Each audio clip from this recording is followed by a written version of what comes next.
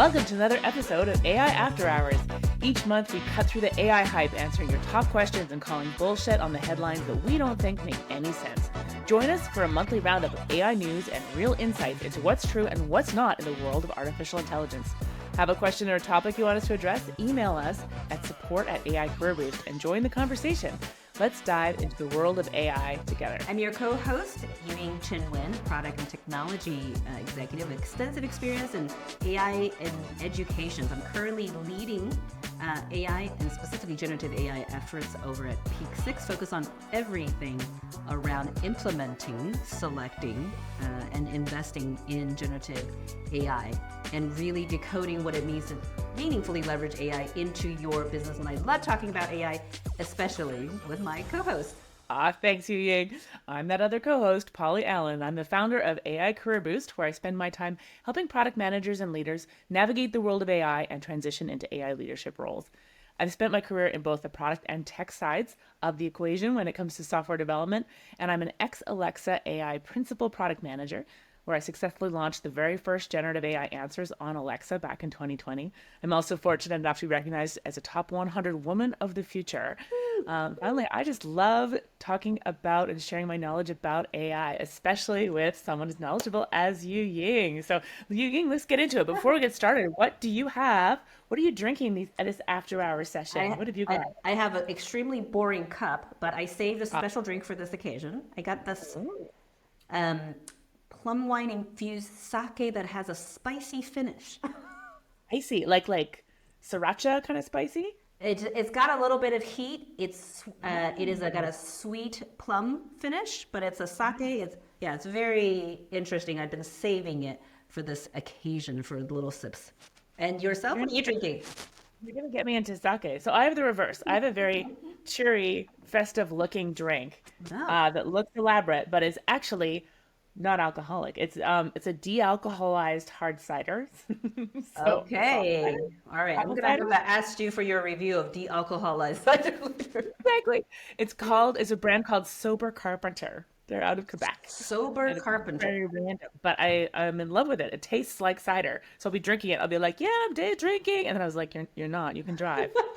So weird. Want to know what the Carpenter not sober was doing that they felt the need to create a sober Carpenter?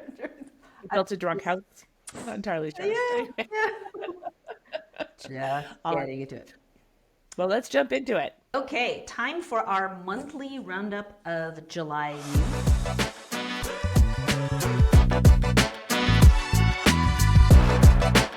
A model has dropped it. One of the things that we kind of see is when one major player makes a drop, everybody else also does as well. So there was a lot of models happening, but this is the big one. A little pun here. LAMA 3.1. I would say the big one. It truly is the biggest one. It is by parameters the biggest ever so far. And that when they say biggest, they mean the number of parameters. It is 405 billion parameters. Now, quickly a reminder: if you remember the largest size one are usually around 70. That's 70. We're at 405 billion parameters. It is huge in terms of the performance. It is stated in the benchmarks that it beats both GPT-4o and Claude 3.5, which are the top benchmarks now. If you look at the win rate, it's about 20 to 25% win rate against those frontier models. Now, the key difference, always remember, is LAMA 3.1 is open source. That means you can download, we're not talking about the source code being open, this is one of the keys. You can download the weights and biases so you can run this on your own machine if you happen to have a gigantic server with 8 GPUs or something like that. But you can do that. It has the normal restrictions of you're able to use the open source model for commercial if you are a smaller company. If you're much larger, so the likes of Microsoft cannot be using LAMA 3.2 for commercial purposes. Now, here's the thing. LAMA 3.1 now, you can actually, as just a user, try it out in Meta AIs. If you have Instagram, if you have Facebook where the AI is turned on, they are going to default to LAMA 3.1 until they run into a limit, and they'll switch you to smaller models. So this is for once, if those of you that are not technical can try it out, the 405 billion parameter, and see for yourself if you think truly bigger is better. Polly, what is your you know I had to go there. You know I had to go there. We do a lot of bigger is better on this podcast. So what do It's a you great think? Is yeah. are you impressed by the size? You know what? I have not been able to try it out yet. I just realized as you were saying it, isn't that interesting? I don't think to go to say Meta to like do a lot of the use cases that I use AI for. So I was just like, oh, that's so interesting. There, it has always felt to me like Meta has shoehorned this in. I'll notice the little like summaries of a set of comments and be like, I guess that's nice rather than reading through the comments to get an idea. You've shortened my scroll, which is maybe not in your business interest. I don't know. It's interesting. I feel like whereas Meta, of course, is one of the biggest players in the development of these models, actually fitting it into their products has never really felt super smooth.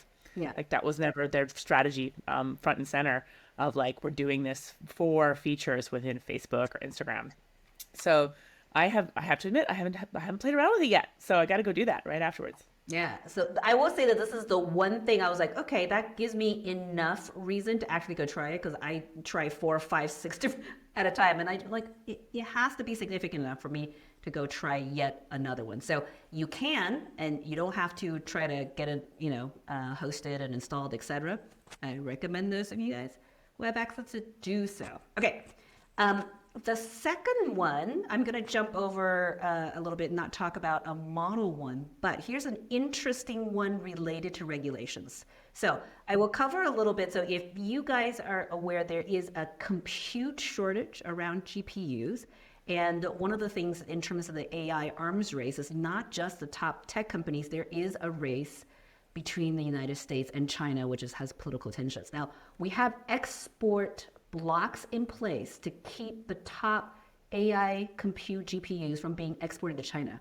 However, Azure and Google as cloud services are all running on the top line GPUs, and Chinese companies are subscribing and using Azure and Google, which means that they actually have access to this, even though they're running on US data centers. So the policy question has come in.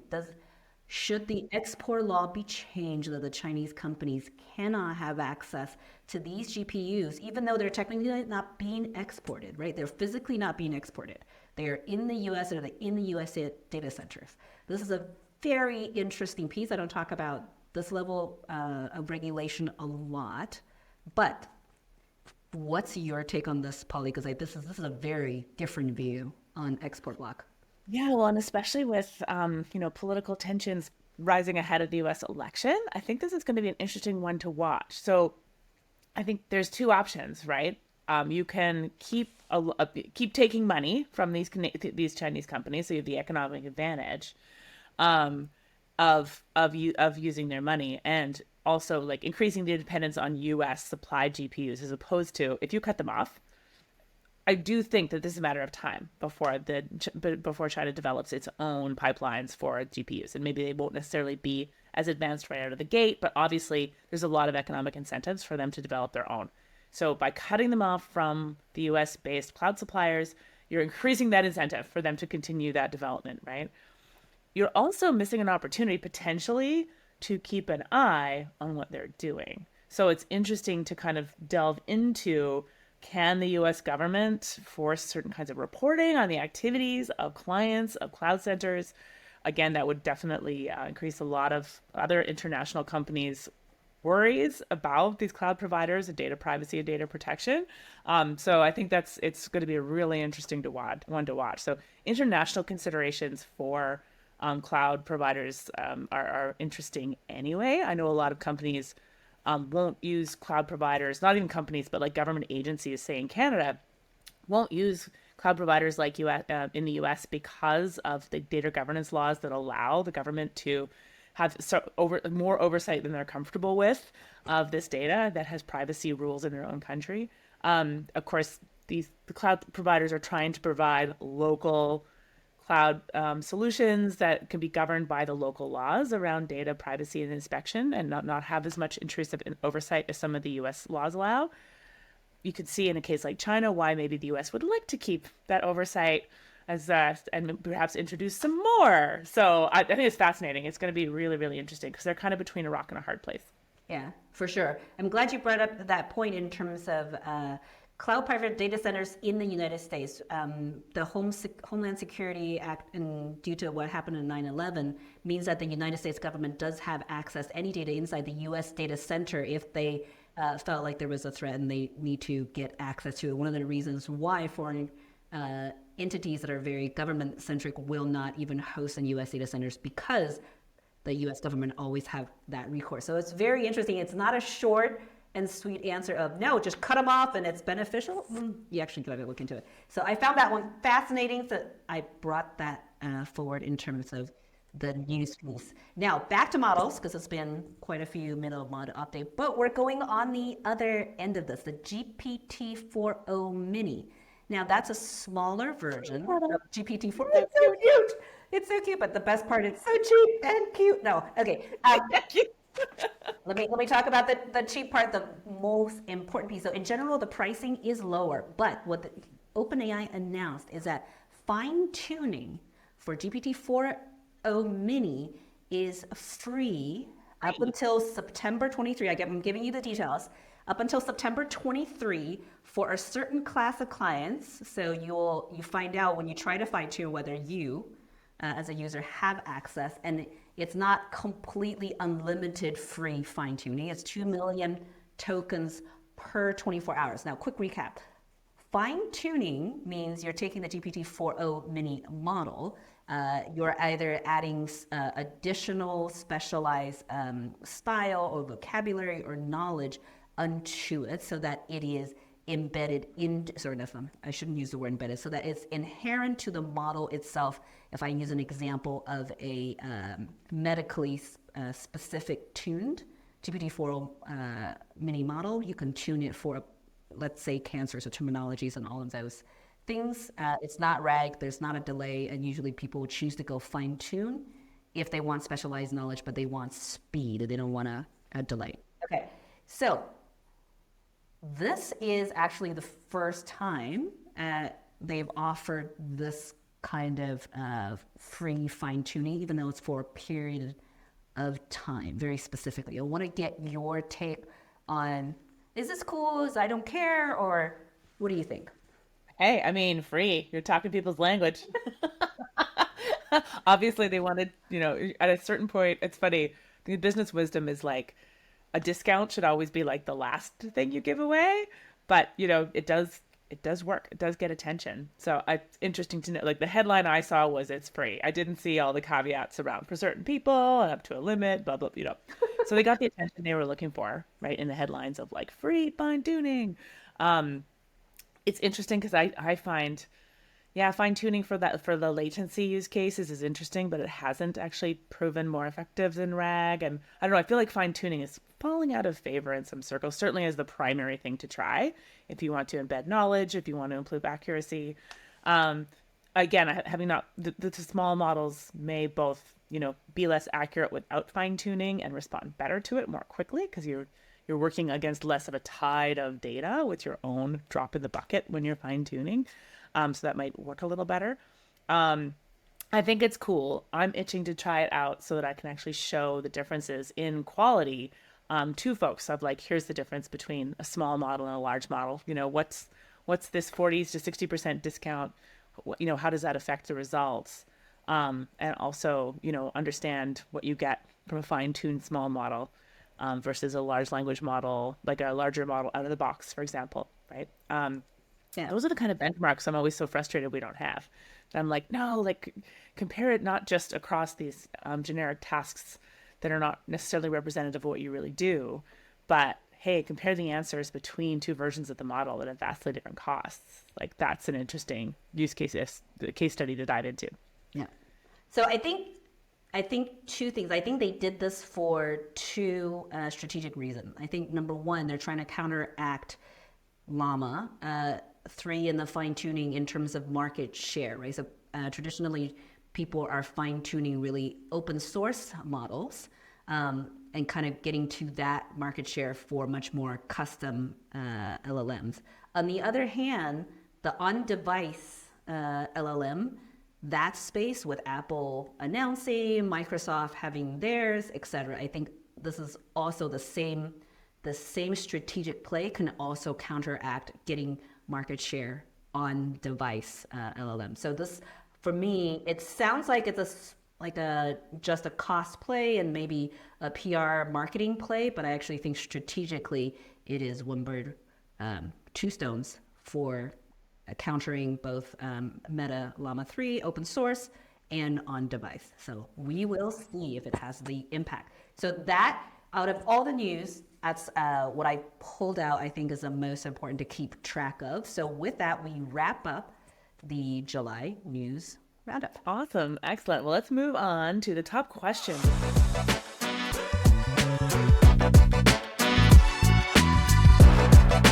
One of the areas I'm super intrigued to get your take on this, Yuying. I'm hearing a lot of people asking about these smaller models, the smaller language models. So what are they? And why is everyone talking about them? Why has the narrative shifted to be about them now? I'd love to get your take, and I can add some stuff too, I'm sure. Yeah, so you will see that small models is kind of a new trend. You have one from almost every player. Okay, so we just talked about GPT-4o Mini. Microsoft much earlier had, I believe it's called 5.3. Apple has theirs, which doesn't have a cool name, but they have an on-device one. Apple Intelligence? Is it? Yeah. But the model itself doesn't have a Model, separate name. yeah. Yeah. Yeah. Hugging Face has small, which I found silly. SMOL. I'm like, really? If you look at most of the other ones that's shooting, they all have a smaller one. What they're aiming for at the small models is on-device LLM, which means you have data privacy concerns. Don't worry, it's just on your laptop now. If you get it small enough, it's just on your phone now. So I can have all my context, but it's not going anywhere else. It's completely contained is the biggest piece. The other piece that I think is for me, the end all be all. If you can get small enough to live in my glasses, even better with like vision for everything. I think that is the key. What are your thoughts on the small models? I agree. So I think there's kind of two flavors of small models. So there's the general purpose small models, and that's the ones we've been talking about, right? So they're still trying to handle all the different use cases. And exactly, the big advantage is really getting it onto a device, right? It's cheaper, but it's like, what are those areas where you can sacrifice performance in order to be able to get it local and disconnected use cases are the other ones. So things like on cars that aren't necessarily always connected, or like remote sensing devices and monitoring systems that are monitoring for forest fires and things like that, right? Some of these things are just doing classify this image, forest fire, no forest fire, they're not doing a lot of like a broad variety of things. So that's the second flavor of small models, is things that are very specific purpose, like this is specifically for finance, or even this is for like summarization in finance versus text classification, or tried to come up with recommendations or things like that, right? And I think they just, any special purpose model is going to be more accurate at its one use case than it's just that it can't necessarily do 47 other things. You don't need to. I think a lot of people are realizing this, bringing an LLM for every single use case is like bringing a bazooka to a knife fight. Like, why are you doing this, right? Yeah. And you don't apply that cost. Yeah, speaking of bazookas to a knife fight, one of the advantages of small models is if you have to fine tune for your specialized area, it's far easier, less work to fine tune a small model to learn the new stuff versus a much, much larger model. Yeah. So you have to fine tune anyways, go small for the specific area. And the other one is actually what you'll see in a lot of the LLM use cases is people using it as easy NLP, natural language processing, to do classification, system analysis, do categorization. You don't want a big, heavy LLM behind that if you can get pretty small and you're just getting like, was it positive, was it negative? Was it a question, was it a statement? You want to just be quick and throw it at a small model. Exactly. The simplest tasks are going to be accomplished by these small models just as well or better, and the cost. So what I see a lot of companies have done is trying to understand the world of LLMs and generative AI. They've been playing with third-party APIs like ChatGPT or like Gemini, like Claude. They are proving out a proof of concept that it's possible, and then they're like, "Oh my gosh, at scale, this is crazy expensive." So now we're actually going to invest. If we're going to invest in fine tuning, let's actually invest in looking at a small model. Do we build our own? This is a lot more feasible than building our own language model. Mm-hmm. Do we take one of the open source ones and fine tune it? Or fine tune open AIs for free since they provide the infrastructure for that and everything. And then, or then, but yeah, basically those are kind of your options, but sticking with the small models for cost reasons largely too, along with the data privacy and security. Awesome. Super interesting. I think that's why everyone's talking about them now, right? Is like we went through a cycle of people just discovering the use cases, and now we're talking about efficiency getting effective, particularly at scale. So the other question I'm getting a lot about is the kind of the engineering patterns around LLMs. You know, of consumers are still playing with ChatGPT. What are some prompting techniques? But behind the scenes, developers have been doing much more and more complicated things. And so I'd love to dive into explaining a little bit. People ask, what is this thing called prompt chaining? And is it different from agentic AI? And like, where's that line? You've done some prompt chaining in the work you're doing at P6, right? Right, Yuying? Yeah, we're getting pretty fancy in our prompting. So, quick explainer for prompt chaining. It is a lot simpler than the word might sound. You take the output, so the answer from the LLM for one prompt, and feed it into the next one, whether just directly or as context and guidance. So, if you were having a conversation, for example, to you ask LLM to draft you the outline of a presentation, and then you go, okay, well, you have the outline, follow the outline, give me a draft for the first section. Okay, great. And take the first section, if you can summarize it. So that's a very simple example of prompt chaining. Now, I think in terms of use cases, there's actually a lot of different ways to implement.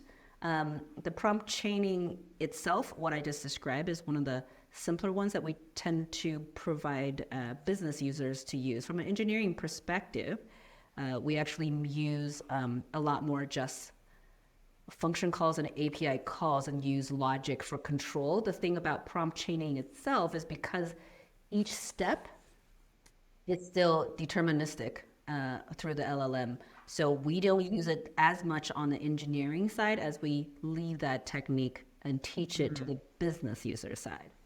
Oh, interesting. Yeah. Interesting.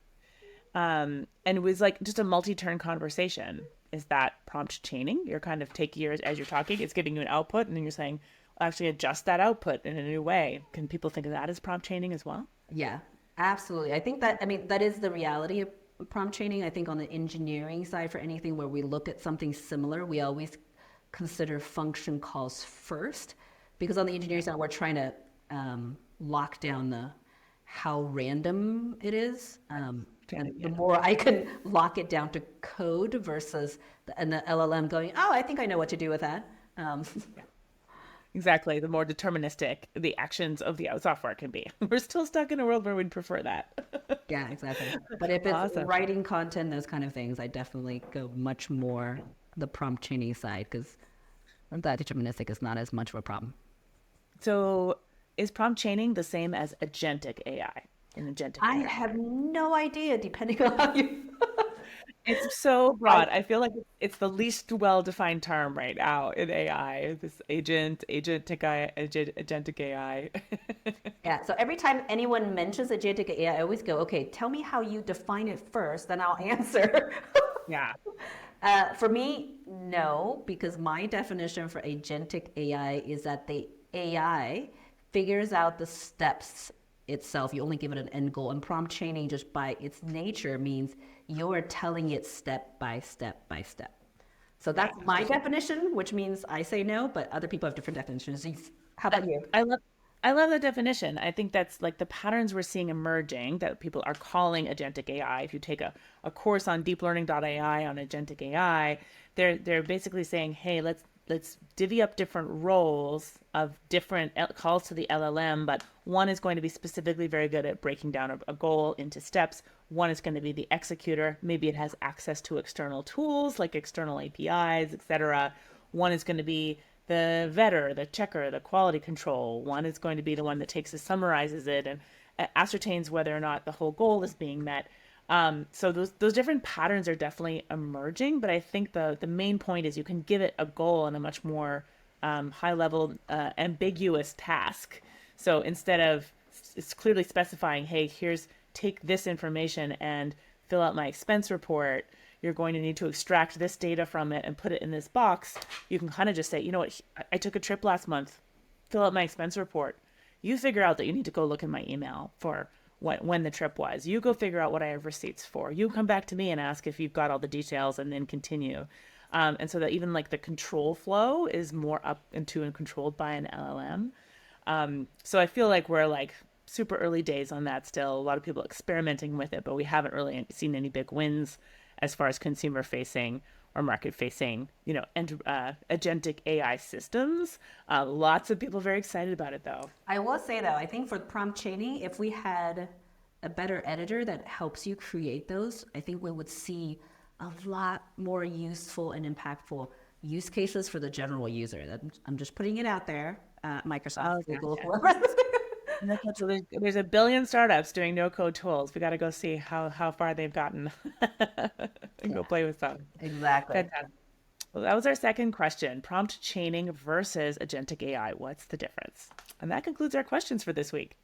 All right. Now that we've had the big questions, the ones that make you think, and the ones that help you learn, we're going to get into my favorite section, which does not help you think whatsoever. Maybe it does. My favorite section of all podcasts ever, not just AI and not just ours, is our BS in AI section.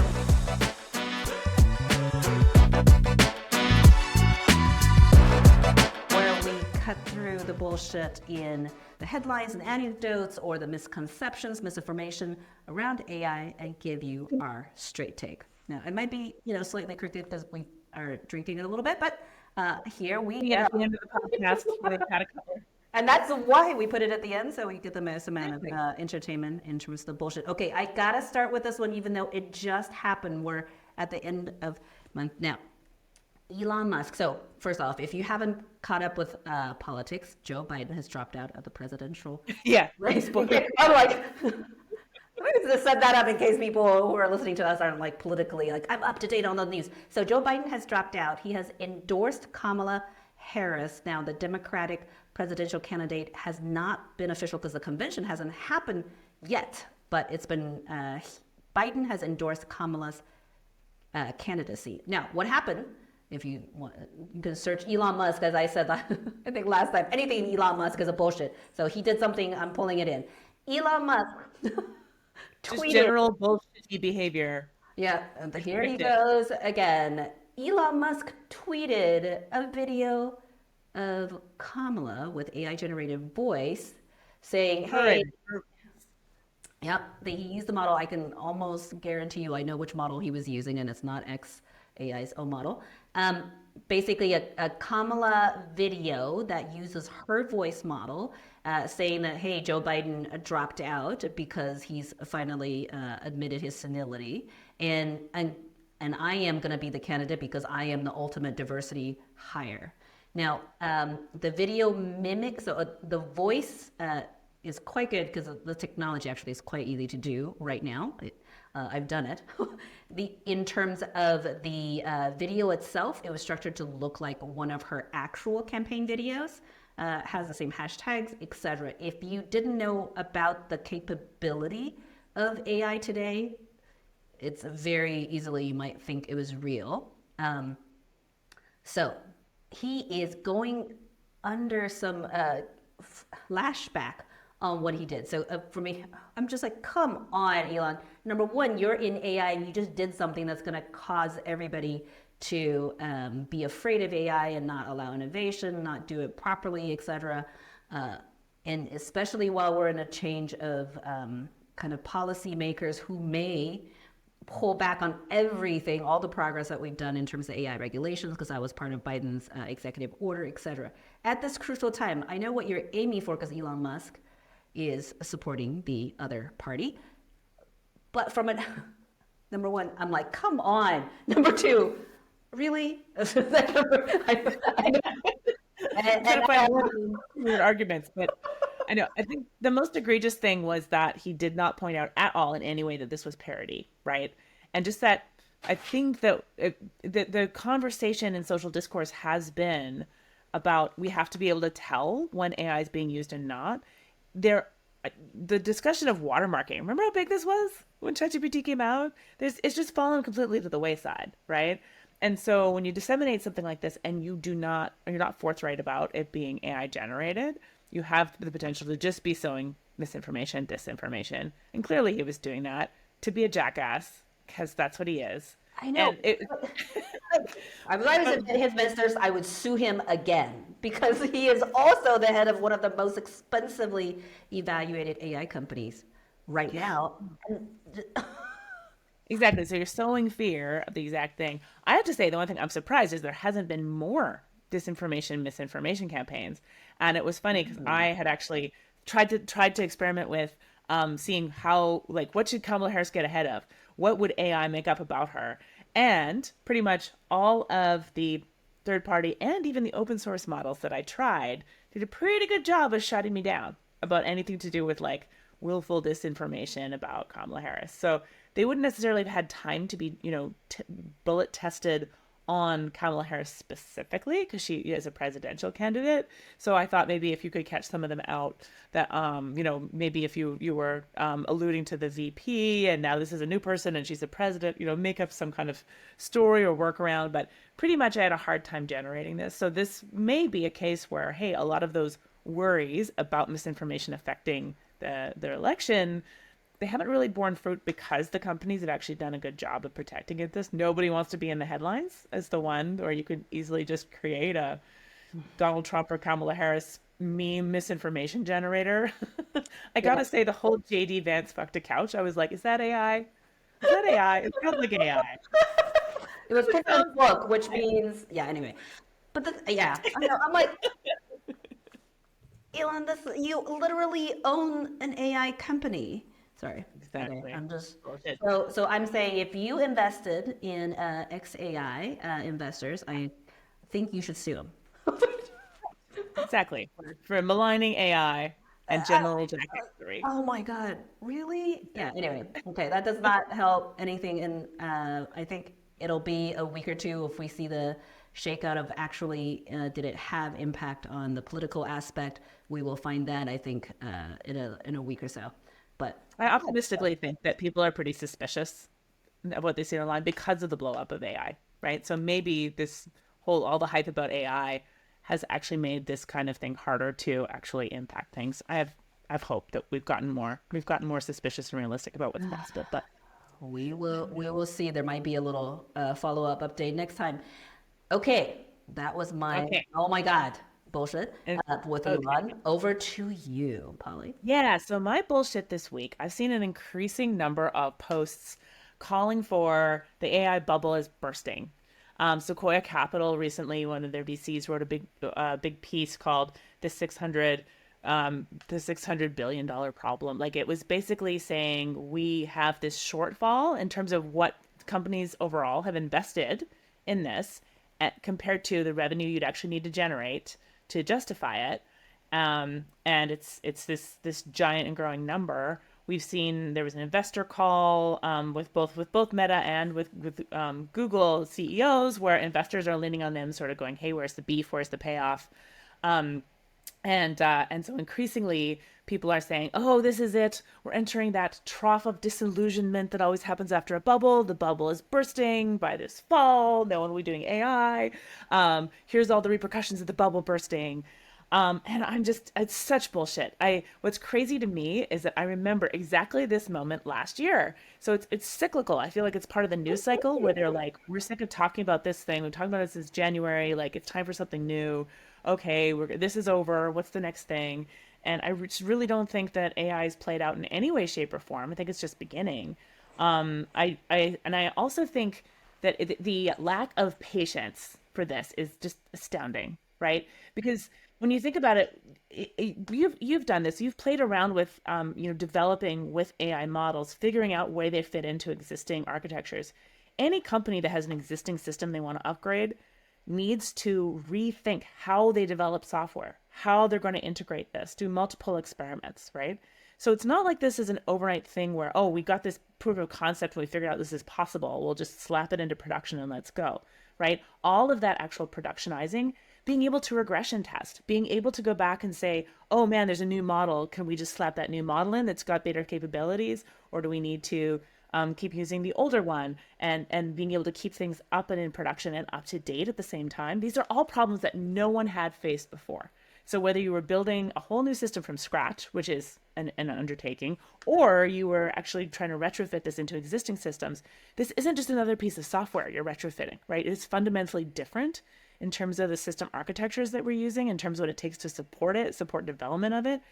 You copy that with a year ago, when all of these companies were like, we want to invest in AI, we've got some money for it, but where do we start? What was the advice? The biggest advice was start small on internal use cases that are going to save you money, time and efficiency. Just start there. Don't do anything big, embarrassing. McDonald's, you screwed up. Don't do anything public facing. Start by understanding the limitations internally, right? And then here we are a year later, they've been doing that, and all these people are coming out of the woodwork now saying, where's the growth? Where's the revenue? I'm like, you just told them to go get their arms around it. And that's what they're doing. Like it's the most frustrating thing. So I think the rumors of AI's death are greatly exaggerated, to steal a phrase from Mark Twain, and I think we're gonna see that in the fall. Of course, there's things that are overblown, and I would say the most overblown thing is the timelines, right? People were expecting things like agentic AI, like we're talking about, to move as quickly as everything else has been moving. And hey, it turns out it's more of an engineering problem at this stage. And it turns out that's really hard, right? And that it's not going to be quickly available at a scale that's going to like replace jobs, which is going to be, I think, the first step before we get to those big like revenue unlocking use cases, the new use cases that are going to provide the growth. But just because it's taking more time than expected does not mean there's no meat on those bones. So I think it's time we ignore. This could become a self-fulfilling prophecy, right? If enough people are like, "Oh, I guess this bubble is over," it's like we've only just begun to touch the potential, especially when we start looking at the capabilities of like what can we do with small language models, personalized phones, the personalization. If you can get that hyper personalization on your phone, like we haven't even seen what we could do with this yet. So I feel like it's such early days to be calling the death knell early. So what do you think? Do you totally disagree? I can tell you don't totally disagree just from the way you're laughing. The bubble is around the stupid VC evaluation of a company with Yes. not AI behind it. Right. So Yeah. I think that's what I want to kind of separate there. There was some Yeah. stupidity in here, which is the valuation dollars of companies with .ai behind it. And that for a while, that's just like, okay, 10 million, 100 million, billion, you're like, wait, what? It's supposed to have a mapping to their eventual revenue and profit, which did not exist. So that Yeah. part, I do think it's time to be much more sensible on evaluation numbers. Now, early investors, I'm going to say, I'm sorry, but that's the price you paid uh, You're fine. for overpiece. In terms of the potential of AI, absolutely. We're just getting into how do we use um, the new power grid, the new super brain. How do we plug it in? And it's not just an API call. You have to change how you develop. The developers have to change how they think. They're developing with a coding language that is not prescribed. One sentence doesn't necessarily get you a specific output, right? That's a changing of how you do it, the thinking, the tools, all of that. The interaction model is not set. The business model has not come around. So yes, it is. We're just getting into it. The reminder in terms of the internet, how long it took to get to that impact was about 15 years. AI, we think in general will be faster, but even the fastest estimation was around 5 to 8 years. We're We're like a year in, people are like, oh, it's over. I'm like, really? Exactly. I know. Are you the I feel like TikTok investor generation now? they're so vested in making AI over, right? And it's anyone who had like any kind of doomerism tendencies or things at the beginning who was like, oh, generative AI, it's just making things up, is just on this trend immediately, being like, oh, finally. And I'm like, it's such horse shit. I totally agree. I love that point about it's VCs generally driving this. And yeah, VCs, sorry. Like basically, if any opportunity is VC big, like big enough to be backed by a VC, it's going to be done by the bigger players, by OpenAI, by the Microsofts, by the Anthropics, right? By the big players who have the funding. Sam Altman came out and said, "Look at the small, tiny niches." Basically, like, I won't go for those, right? So you can go have these little small niches, not VC backable opportunities, right? So if it was the death of VC, would that be the worst thing ever? I'm not doing well for like finding us a fun a advertiser, funder, or partner for this podcast. Not gonna be. Now, VC money really pushed some of the innovation really, really fast, which I am super grateful for because this kind of innovation could have taken a long time. AI has been around since the 70s. And one of the reasons why it hasn't made that jump is because when you don't have the money and the talent focused on it, it's not going to make that jump. So hopefully that set of money, even though I said the valuations were stupid, got us a lot of big jumps. And hopefully it'll carry us through to when we find the business model and the wide adoption use cases. There we go. So there we go. In conclusion, if you see people saying that AI is dead, the bubble is bursting, it's bullshit. Yuying and I declare BS. Yeah, we And will argue anybody. Just bring it up. exactly. So we only have time for one last segment, and that is plugs. So Yuying, do you have anything to plug this month? Absolutely. So as usual, my newsletter, which you can find on yuying.substack.com, where I do breakdowns of trends and analysis for industries, etc. The most recent one was on the education sector. Where's the AI transformation that we were all promised? And you can also follow me on LinkedIn and subscribe to that newsletter there as well. That's it for me. Awesome. And yeah, for me, I have my monthly masterclass is starting back up. So August 6th, we have the Path to AI Product Manager. What are the skills you need to lead and succeed successful AI projects in this new era? So that's free. Do sign up. You can also join my newsletter or follow me on LinkedIn, Polly M. Allen. And lastly, as always, we will shamelessly plug the show. Do not forget to like and subscribe and go to your favorite podcasting platform. Give us 5 stars or whatever the love. Give us love. Just give us love. And if you want to reach out with questions you'd like us to answer, support at aicareerboost.com is your friend. We'd love to hear them. Let us know what you'd like to hear us rant about. So that's another episode of AI After Hours, and we'll see you next time. Thanks, Yuying. Bye.